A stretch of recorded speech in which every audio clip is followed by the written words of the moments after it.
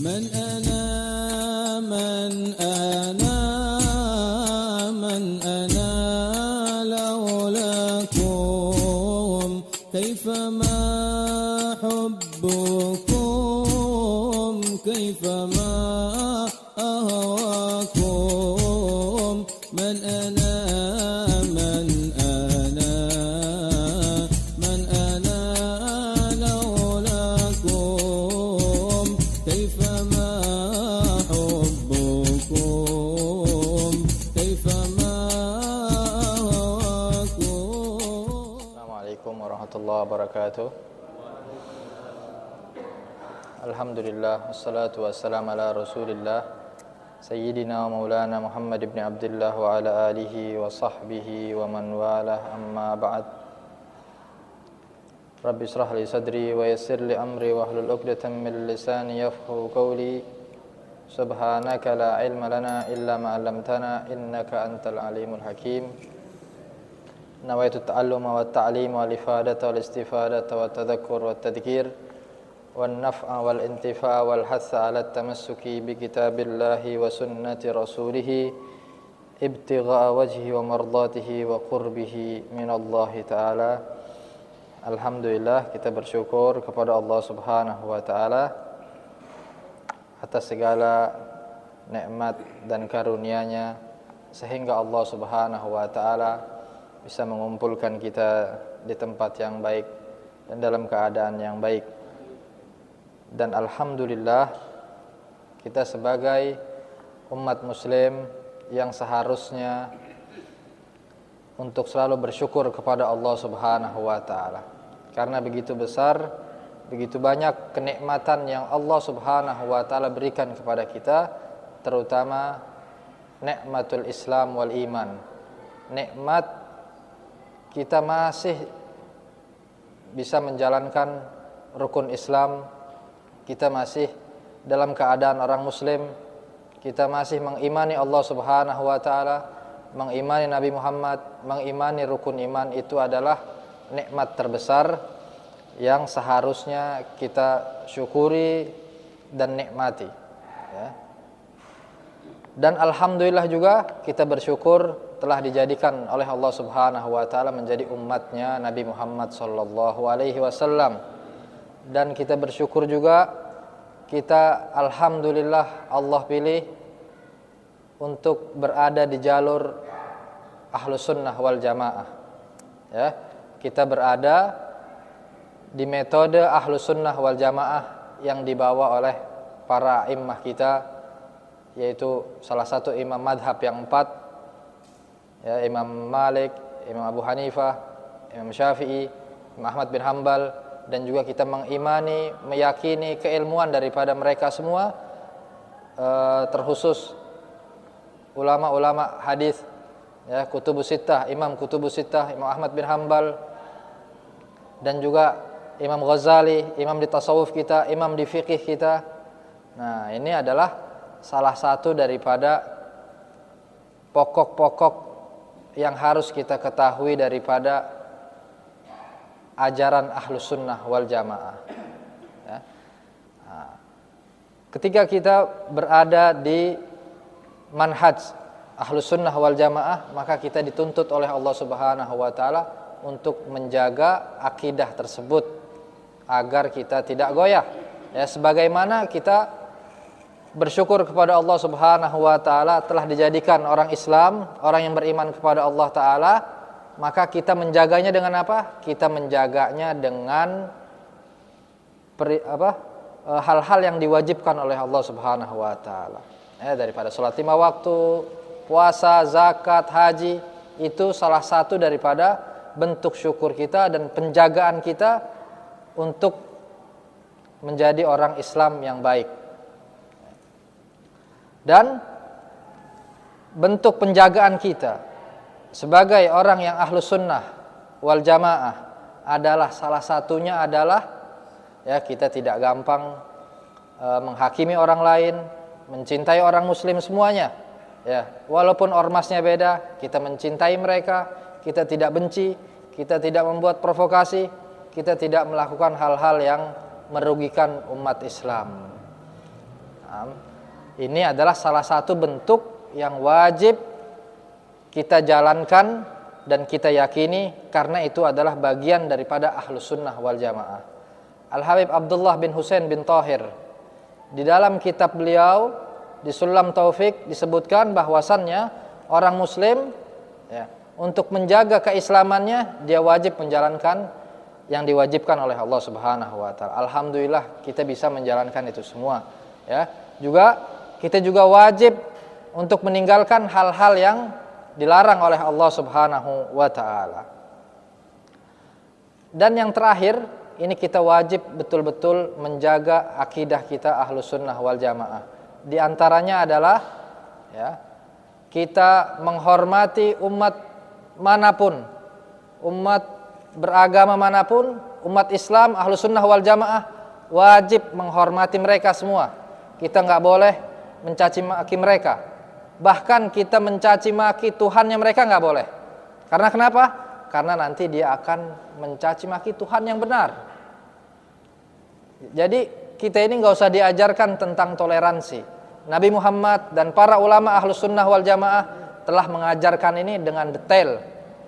Mencaci maki orang Muslim nggak boleh. Mencaci maki orang agama yang berbeda itu tidak boleh. Membiarkan mereka beribadah dengan sebebas-bebasnya. Karena kenapa? Karena beda keyakinan. Kita nggak akan bisa memaksakan seseorang agar mencintai sesuatu yang kita cintai. Nggak usah jauh-jauh di dalam beragama, di dalam rumah aja. Masalah makan aja, kita sama anak suka beda, sama istri suka beda, ya. Apalagi ini masalah akidah. Artinya apa? Masalah akidah ini tidak boleh dicampur adukan. Masalah akidah ini wajib kita jaga dengan betul. Dan salah satu di antara yang wajib kita jaga adalah kita tidak ikut-ikutan dengan budaya atau agama selain agama Islam. Itu kewajiban daripada orang Muslim yang Ahlus Sunnah wal Jamaah, wajib untuk tidak ikut-ikutan tradisi atau budaya agama selain daripada Islam. Kenapa? Karena kita wajib meyakini agama yang sudah kita yakinin, yaitu agama Islam. Agamanya yang diridhoi oleh Allah Subhanahu wa taala, yang dibawa oleh Nabi Muhammad sallallahu alaihi wasallam. Nah, bahkan kalau seandainya kita tidak bisa menjaga ya, akidah yang kita bawa, kita campur adukan, itu bisa menyebabkan kekufuran, bisa menyebabkan murtad, keluar daripada Islam. Ya, kata Al-Habib Abdullah bin Husain bin Thahir di Sulam Taufik itu disebutkan orang Muslim wajib mengetahui 3 hal penyebab murtad. Penyebab murtad itu ada 3. Ada bil qaul, dengan perkataan, ya. Seperti apa? Kita mengikuti ucapan atau doa agama selain daripada Islam. Itu hati-hati, bisa kafir. Ya. Kalau kita nggak belajar, naudzubillah, kita nggak sadar selama ini ternyata kita sudah keluar daripada Islam. Ya, itulah wajib kita harus menjaganya. Jadi apa? Penyebab murtad yang pertama adalah al-qaul, ucapan yang diucapkan oleh agama lain, bentuk ucapan tersebut mereka sedang berdoa kepada Tuhan mereka, terus kita ikut-ikutan. Itu nggak boleh. Ya. Kemudian diantaranya adalah bil fi'il, dengan perilaku. Umat muslim beribadah kepada Allah Subhanahu wa taala sudah ada bentuknya, dengan sholat, dengan puasa, dengan zakat. Terus tiba-tiba kita mau ikut-ikutan, ya, cara ibadahnya orang, umpamanya kita sebutin orang Hindu, dengan diamnya mereka merenung, kita ikut-ikutan kayak begitu, itu bahaya, bisa menyebabkan murtad. Ya, Yang paling parah adalah i'tiqad, keyakinan. Kita udah nggak yakin lagi nih. Kita nggak yakin sama surga. Kita nggak yakin dengan neraka. Kita nggak yakin dengan ini kayaknya bukan ajaran Islam nih. Masa ajaran Islam begini? Itu bisa menyebabkan kemurtatan. Apalagi keyakinannya tadi sampai dia meragukan yang menciptakan dia, yaitu Allah Subhanahu wa taala. Nah, itu bahaya. Ya. Jadi umat Islam wajib mengetahui hal-hal yang bisa mengeluarkan dia daripada agama Islam. Karena kenapa? Karena kita dituntut untuk menjaga keislaman kita sampai kapan? Sampai kita mati. Nah, ini diantara hal tradisi budaya yang ada saat ini yang perlu kita waspadai adalah ya. Ini kita bahas sedikit aja ya. Orang-orang yang mengucapkan selamat hari raya agama lain, bagaimana hukumnya? Ada 3 pendapat, ada 3 sikap ulama. Sikap pendapat ulama terdahulu, mereka semua mengharamkannya. Ya, kenapa? Karena begitu waroknya mereka, begitu ikhtiyatnya mereka, hati-hatinya mereka, bahkan nggak usah mengucapkan, mereka ngelewatin tempat ibadahnya mereka aja, mereka itu agak jauh dulu, ya. Namun di saat ini, ya, ada ulama-ulama muasirin, ulama-ulama modern, kontemporer, yang umat Islam berada di agama di negara-negara non-muslim, itulah akhirnya para ulama membahas tentang ini. Bagaimana seandainya ada orang muslim yang hidup bermasyarakat di minoritas, ya, di negara Eropa, di negara Amerika. Bagaimana mereka? Dan mereka semua punya tetangga, semua Nasrani, bekerja dengan orang yang selain muslim. Kemudian sikap dia bagaimana? Kalau seandainya dia dipaksa, dituntut untuk mengucapkan, untuk hadir di tempat mereka, setidaknya kita itu bisa mencari illah, mencari alasan. Kalau bisa, nggak apa-apa. Kalau memang kita tidak bisa, kita bakal terancam, maka hukum mengatakannya tadi, mengucapkannya boleh, tapi tetap menafikan di hati. Ini hanya sekedar apa? Karena terpaksa. Ya, itu hukumnya karena terpaksa. Tapi kalau seandainya kita di tempat mayoritas, ya, ulama juga di sini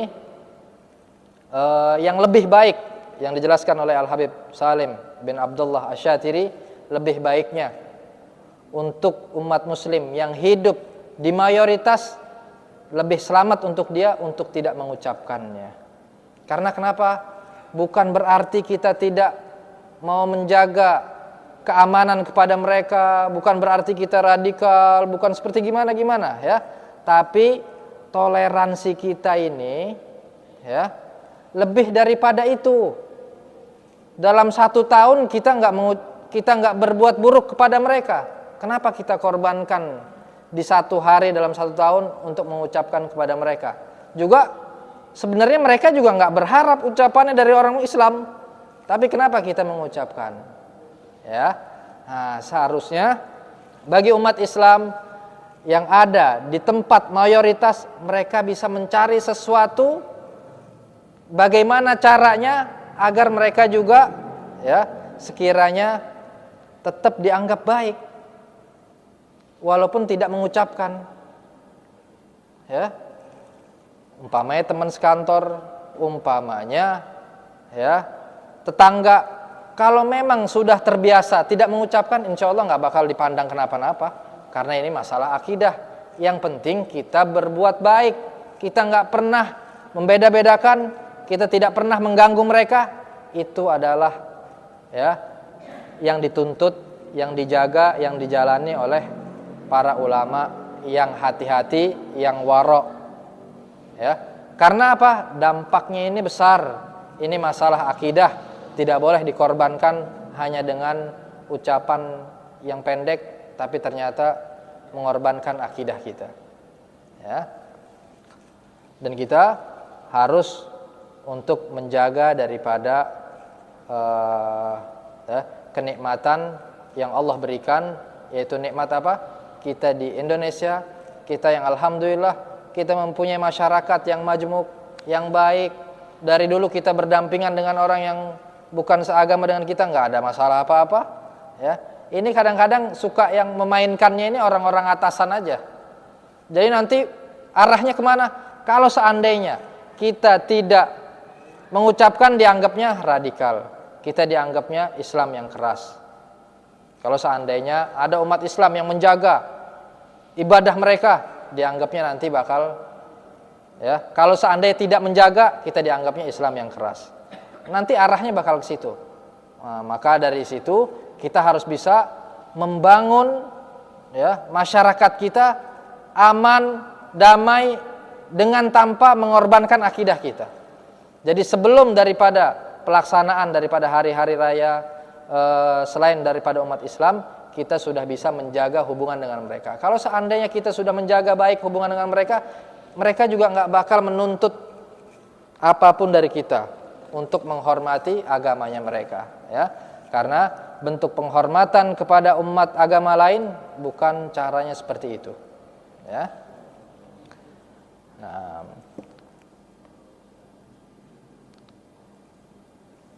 kita lanjut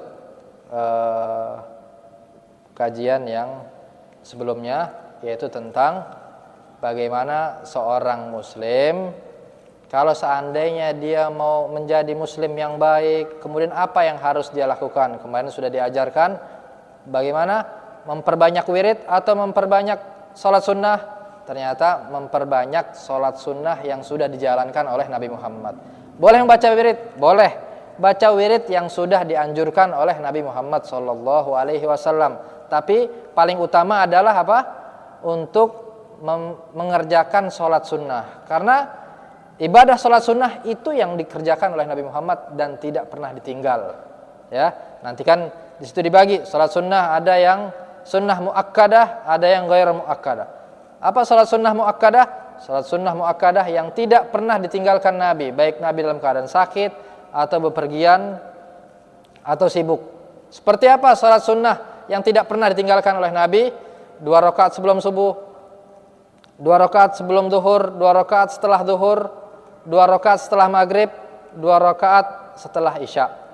Ya, itu namanya sholat sunnah nawafil, ya, yang tidak pernah ditinggalkan oleh Nabi Muhammad SAW.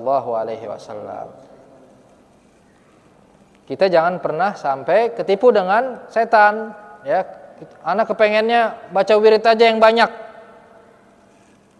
ya. Padahal setan tujuannya apa? Tujuannya biar kita bosan, banyak wirid, biar bosan. Kalau sudah bosan akhirnya apa? Akhirnya kita malah nggak baca wirid seminggu, sebulan, setahun. Gara-gara apa? Gara-gara membaca wiridnya dengan nafsu, ya. Jadi setan itu pinter. Dia bukan hanya menggoda orang biar maksiat. Kelihatan surahnya tadi, bentuknya tadi taat, tapi setan bisa masuk di situ juga. Ya. Dibikinnya gimana? Dibikin tadi dengan cara baca wirid yang banyak. Ya. Udah sering ngaji, masa wiridnya baru rotib adat sama rotib alatos doang, ya. Tambah lagi hizib Nawawi, tambah lagi hizib Saifi, tambah lagi hizib Bahar, hizib Nasr. Nah, habis itu cakepnya seminggu doang istiqomahnya, habis itu wassalamualaikum, dia nggak baca wirid lagi, ya.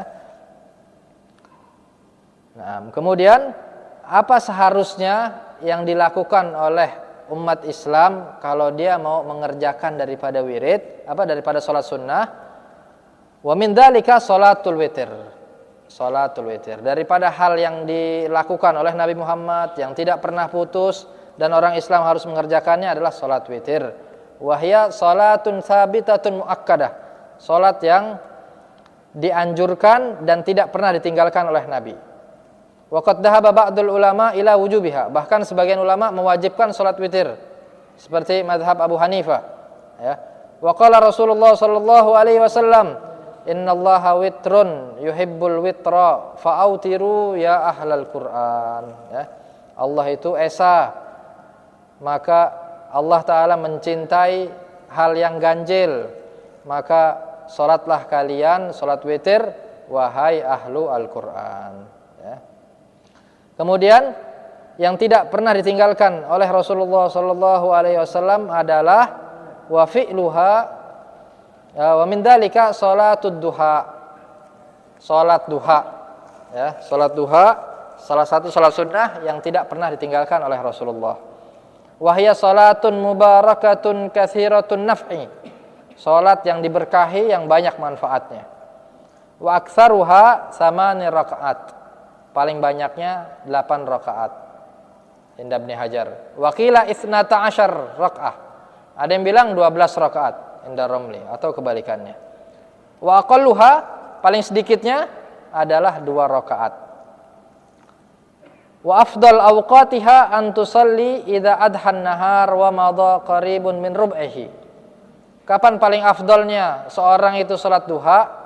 Sekiranya dia salat waktu daripada tulu syams, daripada terbitnya matahari seperempat daripada waktu duha. Jadi waktu duha ini dari mulai terbit matahari sampai waktu zuhur.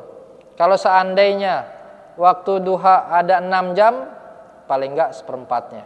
Berarti kurang lebih jam 8 lah ya.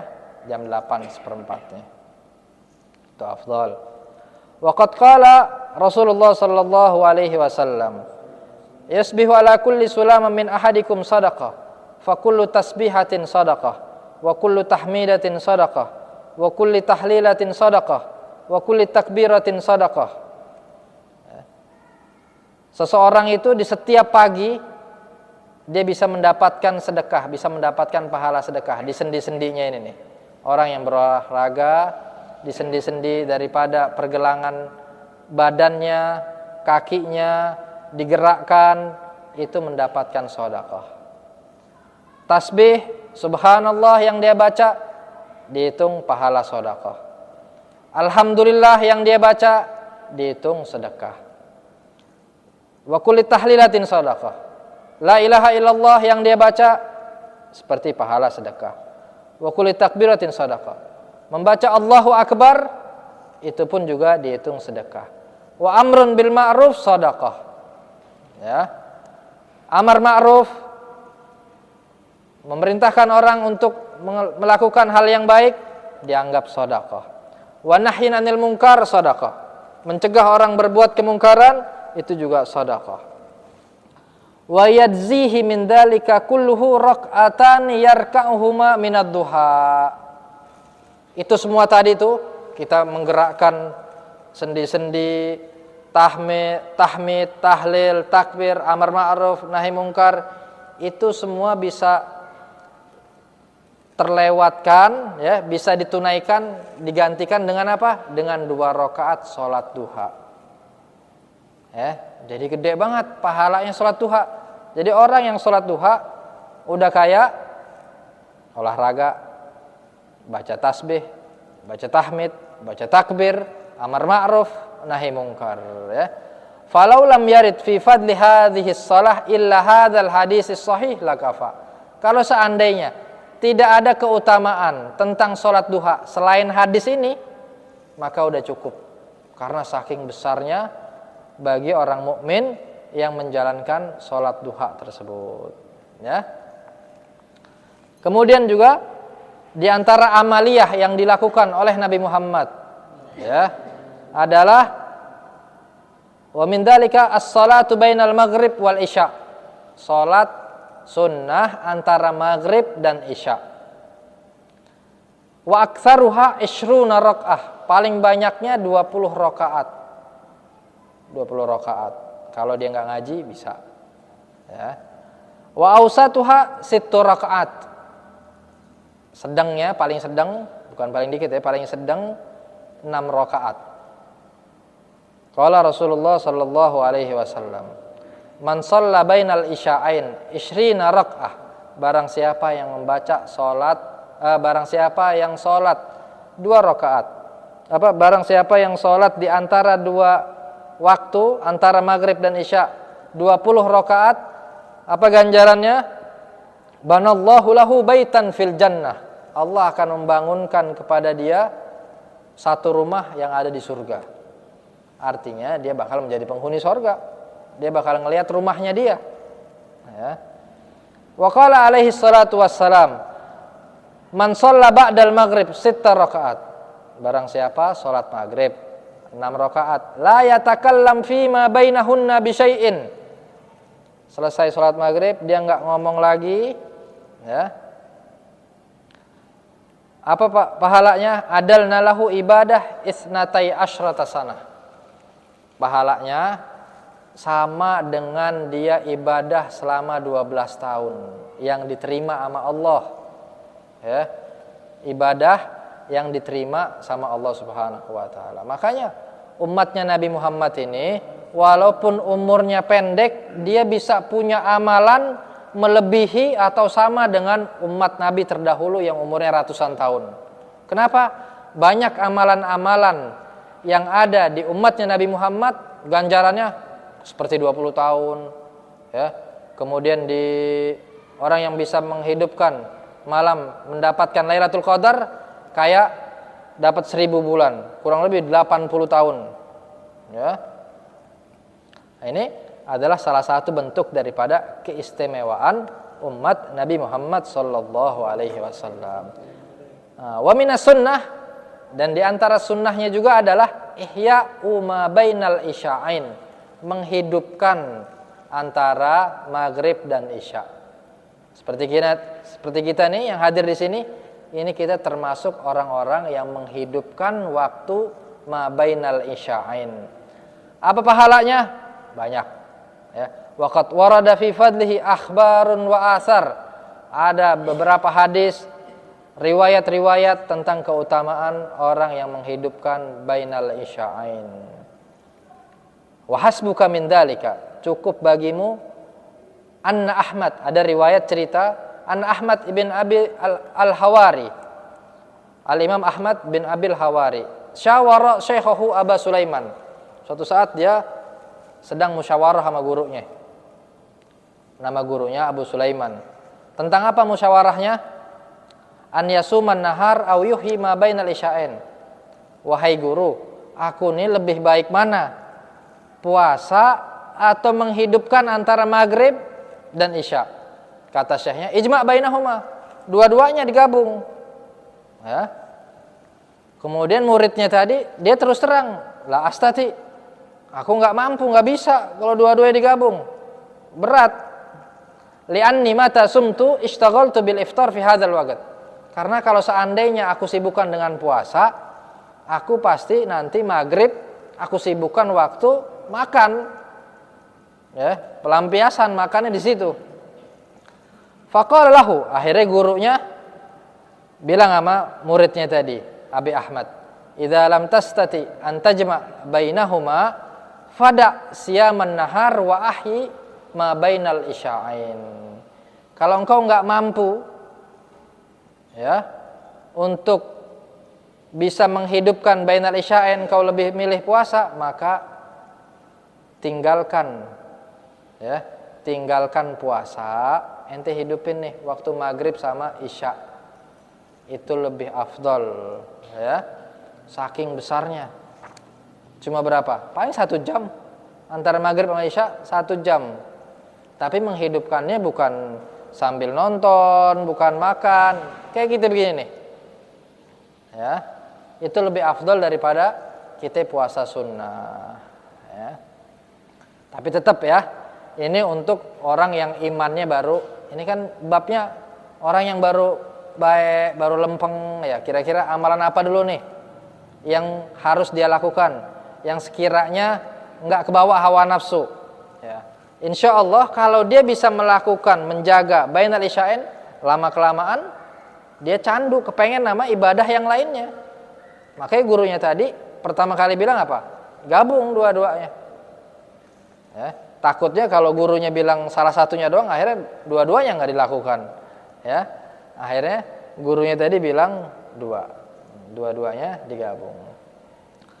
Wa qalat Sayyidatuna Aisyah radhiyallahu taala anha, "Ma dakhala Rasulullah sallallahu alaihi wasallam baiti ba'dal isya, ba'da isya'il akhirah illa shalla arba'an aw sittan."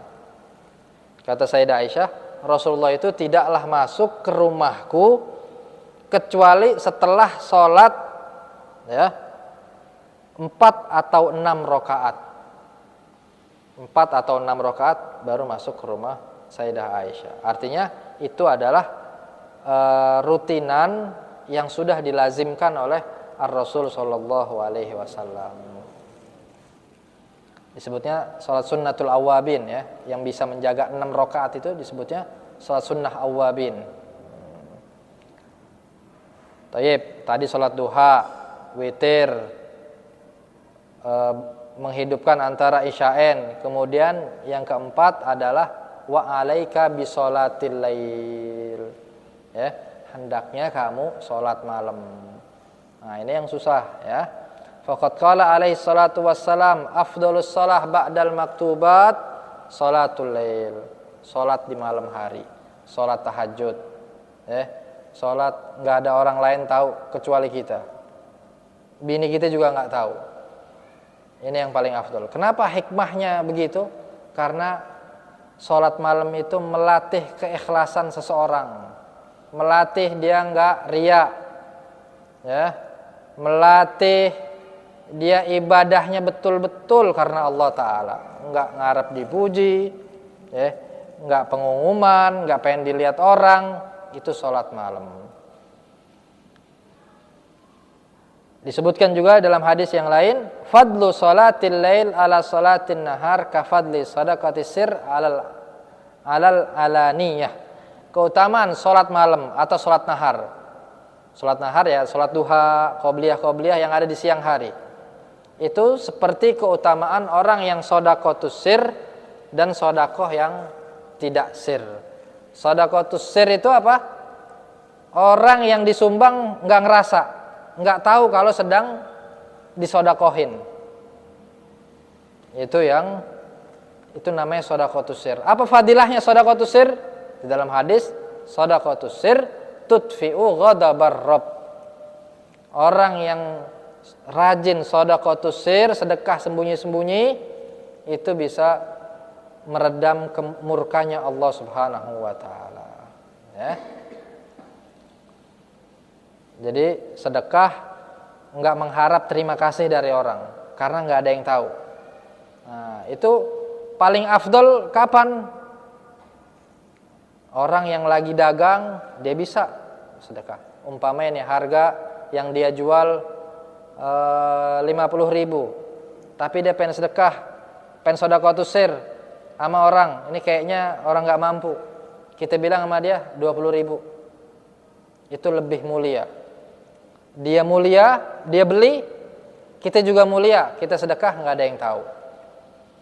Ya, karena sedekah ini rawan riya, ya, rawan dipuji, terus kepengennya orang itu yang dibayain, lo nggak ada terima kasihnya, harus diinget-inget terus, ngasihnya cuma 100.000, kepengennya diinget selama-lamanya. Manusia, ya. Nah, dan itu sholat malam bisa menjadikan pahala kita sama orang seperti pahalanya orang shadaqatus sir. Ya. Wa qala alaihi salatu wassalam, alaikum biqiyamil lail fa innahu da'bus salihina qablakum. Hendaknya kalian sholat malam, karena sungguhnya itu adalah kebiasaan orang-orang soleh sebelum kalian. Ya, jadi umat Nabi terdahulu mereka punya kebiasaannya apa? Salat malam. Wa muqarrabatun lakum ila rabbikum, dan salat malam juga apa? Menjadikan kalian lebih dekat dengan Tuhan kalian. Wa mukaffiratun lisayyi'at, dan juga bisa menghapus dosa-dosa kita. Ya. Wa manhatun anil itsim, bisa mencegah kita daripada perbuatan dosa. Insyaallah orang yang rajin qiyamul lail, dia mau maksiat itu mikirnya 1000 kali. Ana bangun udah capek-capek malam, masa mau dinodain hari itu dengan maksiat? Ya. Wa matradatun lidda anil jasad, juga bisa menolak penyakit dohir yang ada di badannya dia. Nah, ini salah satu resep daripada Nabi Muhammad SAW. Jadi kalau seandainya ada orang penyakit, udah berobat kemana-mana nggak bisa, minum obat apa aja nggak bisa, coba qiyamul lail. Ini resepnya Nabi Muhammad SAW. Karena betul-betul di sholat malam itu seseorang hanya memikirkan Allah Subhanahu wa taala. Ya.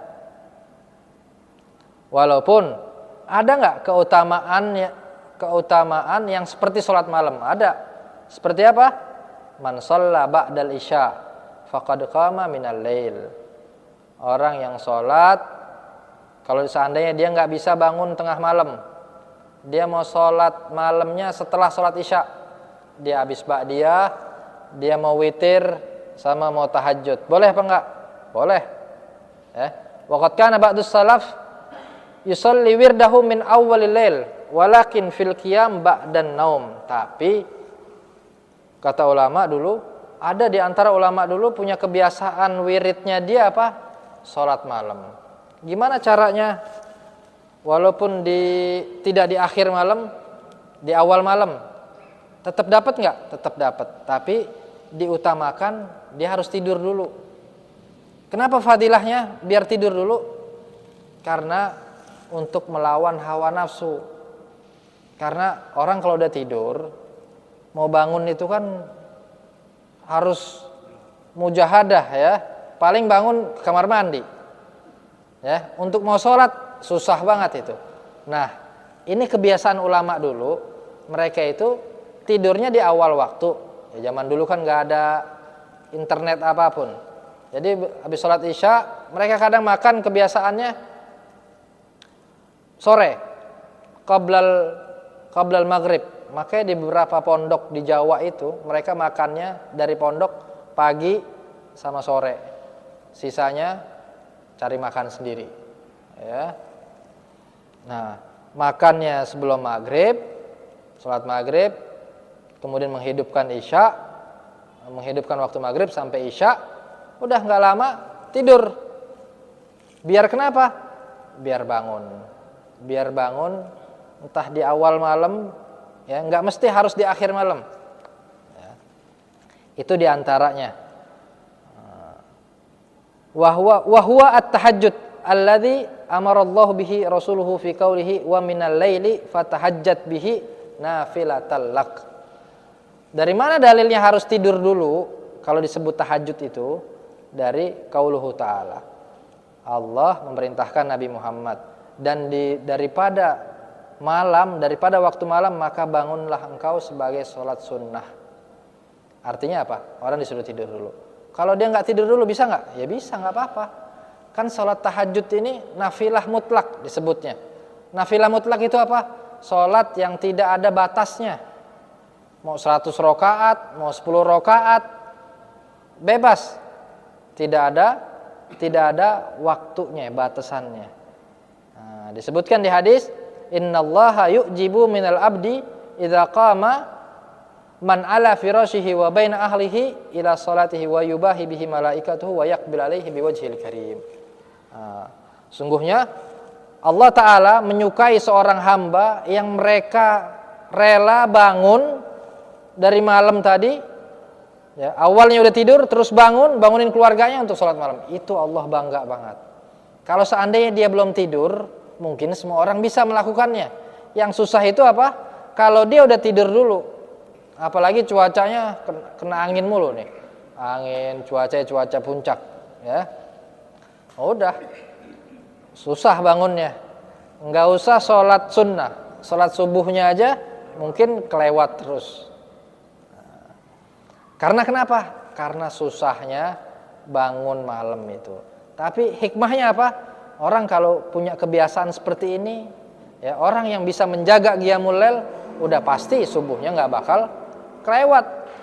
Pasti dia bisa baca doa fajar. Susah? Ya susah. Surga nggak ada yang gratis, nggak pakai duit, tapi dengan amal soleh. Amal soleh bisa terlaksana dengan melawan hawa nafsu.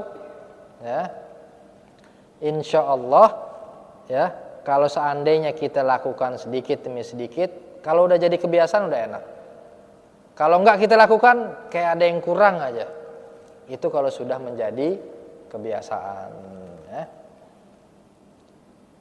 Nah, wa'lam annahu yakbah bi talibil akhirah an la yakuna lahu qiyamun bil lail.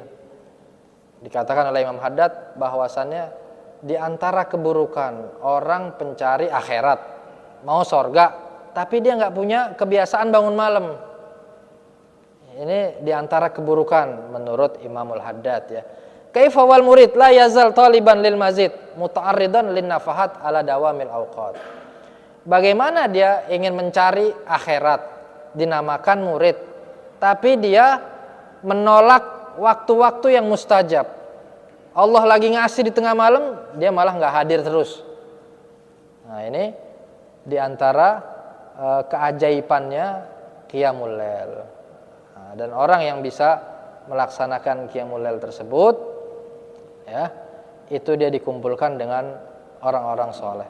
Rata-rata semua orang solihin mereka punya kebiasaan qiyamul lail. Ya. Kalau sudah kebiasaan para solihin qiyamul lail, pasti itu juga menjadi kebiasaannya para anbiya. Kalau kita sudah melaksanakan suatu hal kebiasaan daripada para orang-orang soleh, para anbiya, insya Allah kita udah pasti menjadi ahlul jannah, menjadi penghuni surga. Ya. Nah, disebutkan terakhir daripada keutamaan qiyamul lail adalah waqad qala sallallahu alaihi wasallam inna fil lail la sa'ah la yuwafiquha abdun muslim yas'alullahu khairan min amri dunya wal akhirah illa a'tahu iyyahu wa dzalika kullu lailah akhrajahu Muslim. Sesungguhnya di satu malam ada waktu yang seandainya orang muslim tersebut dia pas di waktu tersebut dia meminta kepada Allah Subhanahu wa taala kebaikan, pasti Allah Subhanahu wa taala akan berikan tersebut. Dan waktu itu adanya kapan? Di setiap malam. Pokoknya dari mulai malam, ya. Dari mulai ghurub syams sampai tulu'ul fajr. Di situ ada waktu-waktu yang sekiranya kita minta, kalau seandainya kita ngepas dengan pemberiannya Allah Subhanahu wa taala, maka kita mendapatkan. Minta apa? Kebaikan dunia dan kebaikan akhirat. Ya. Nah, insya Allah kita dijadikan hamba-hamba yang istiqamah, hamba-hamba yang bisa menjaga nikmat Allah Subhanahu wa taala, nikmat menjadi orang Islam, nikmat beriman kepada Allah, dan nikmat kita menjadi ahlu sunnah wal jamaah. Ya. Insya Allah kalau sudah seperti itu, kita meninggal dalam keadaan husnul khatimah. Bismillahirrahmanirrahim. Allahumma shalli wa sallim ala sayyidina Muhammad wa ala ali sayyidina Muhammad.